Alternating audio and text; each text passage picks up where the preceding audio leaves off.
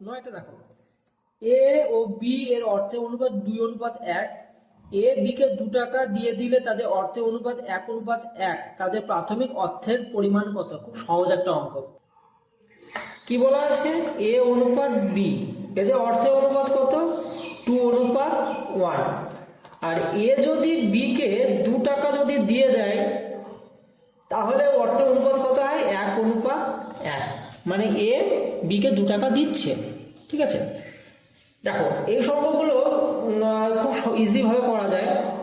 তো কখন 1:1 হয়? কারণ যখন দুই দিকে সমান হচ্ছে, 2 আর এখানে আছে দেখো 1, তাহলে কত যদি দেওয়া যায় এখান থেকে, তাহলে দুদিকে সমান হাফ। কারণ 2 এর থেকে যদি হচ্ছে হাফ বাদ যায় তাহলে এখানে হবে 1.5 আর এদিকে হবে 1.5। 1:1 হাফ ইউনিট দিচ্ছে। যদি হাফ ইউনিট দেয় তবে এগা দুজোর দিকের অনুপাত কিন্তু 1/1 হবে। এটা বোঝার জন্য আমি বলছি। তাহলে এই হাফ ইউনিট সমান কত? 2। যেহেতু বলেছে এ বি কে 2 টাকা দেয়, তাহলে হাফ ইউনিট যদি 2 হয় তাহলে 1 ইউনিট সমান কত? 4 টাকা। ঠিক আছে, তাহলে 1 ইউনিট সমান 4 টাকা, তাহলে 2 ইউনিট সমান কত? 8 টাকা। আর 1 ইউনিট সমান কত হচ্ছে? 4 টাকা। তাহলে এ হচ্ছে টাকার মূল্য 8 টাকা আর বি এর টাকার মূল্য কত? 4 টাকা। খুব ইজি একটা অঙ্ক।